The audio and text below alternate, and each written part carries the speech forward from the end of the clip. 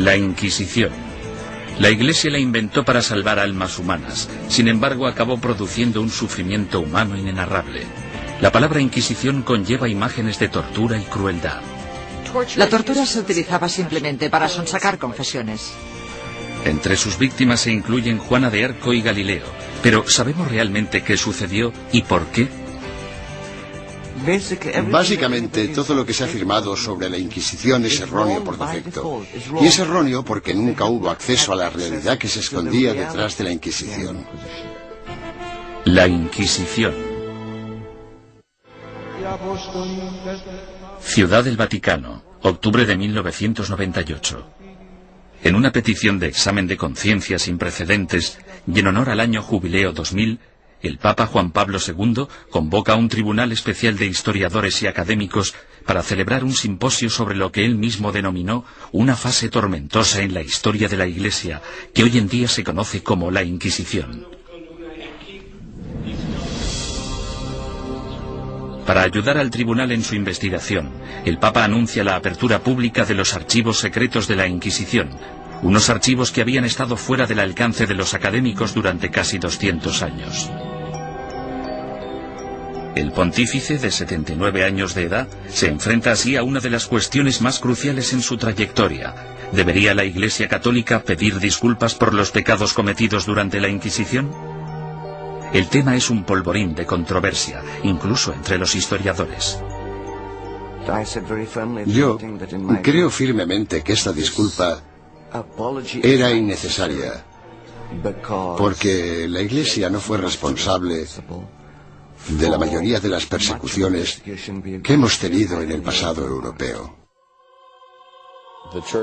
La Iglesia sí tiene alguna responsabilidad desde un punto de vista histórico. Fuera lo que fuere lo que la Inquisición hizo mal, no se puede decir que no fuera responsabilidad del papado. Todos los académicos deben afrontar una cuestión central y perturbadora. ¿Cómo pudo una institución como la Iglesia convertirse en el instrumento a través del cual se destruyeron miles de vidas humanas durante 6 siglos?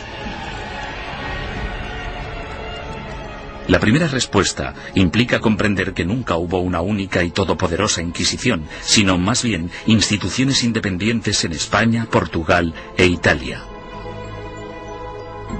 Lo que compartían era un oscuro y perpetuo miedo, el miedo a la herejía religiosa.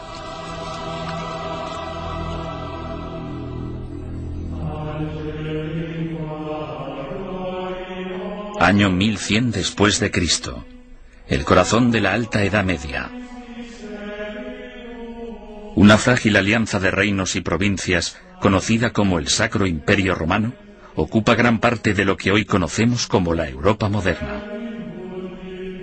Tras la conversión del emperador Constantino al cristianismo y durante casi 800 años, la religión considerada antaño como una secta insurgente se convirtió en la única fe legal, penetrando en todos los niveles de la vida personal, social y política.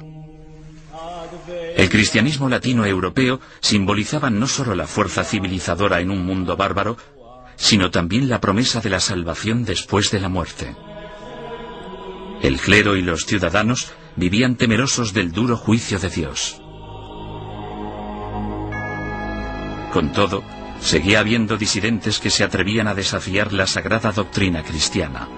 La Iglesia tachó a estos rebeldes de pecadores o herejes. El estar equivocado en relación al dogma de la Iglesia no te hace hereje porque existen muchos dogmas religiosos. Lo que te convierte en hereje es que las autoridades eclesiásticas te informen de que no estás en lo cierto e insistir en tus convicciones ante esa autoridad. La palabra herejía proviene del latín airesis, que significa elección. Alrededor del siglo XII, herejía cobra un significado mucho más amenazante. Se convierte en un peligro mortal para la sociedad y para el hombre en una traición a Dios.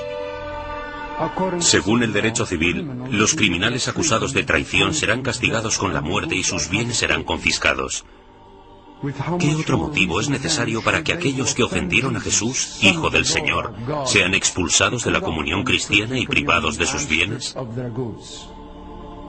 Papa Inocencio III.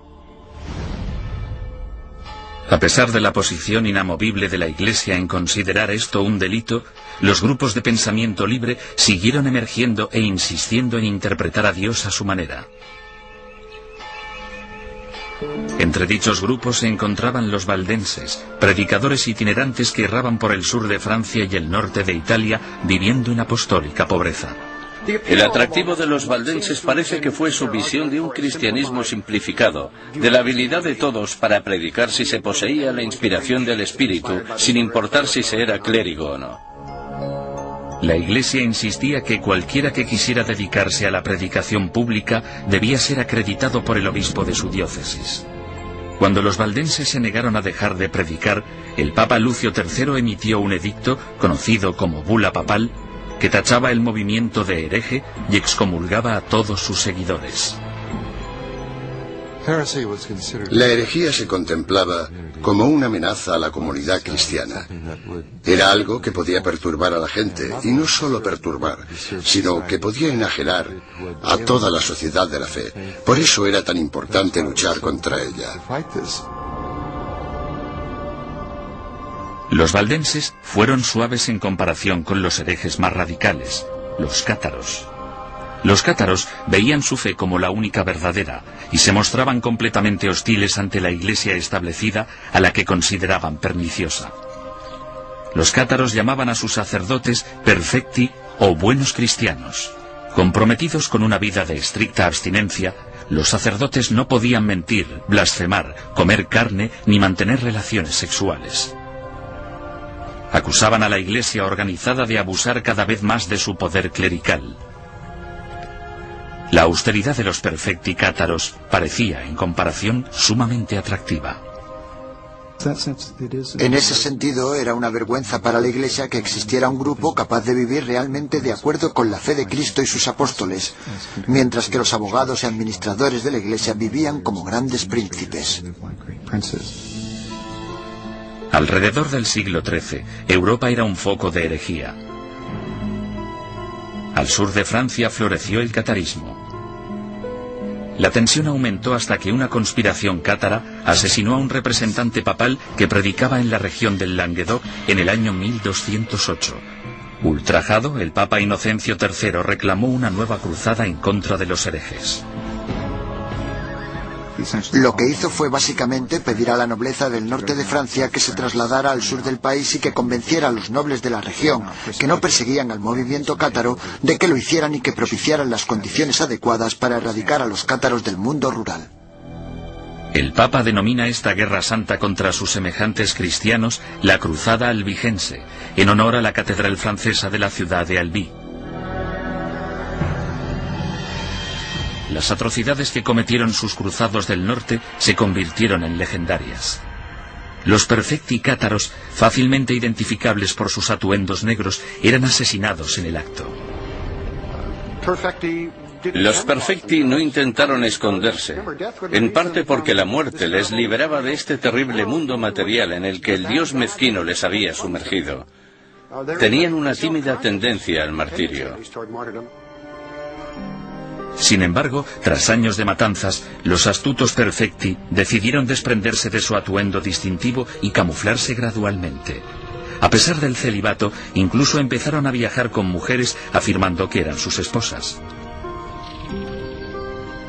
El Papa Inocencio III volvía a enfrentarse al mismo rompecabezas del principio. El objetivo de la Iglesia era esparcir la salvación, y un hereje muerto solo era bueno para el diablo. El pontífice en apuros consideró el sistema judicial del momento.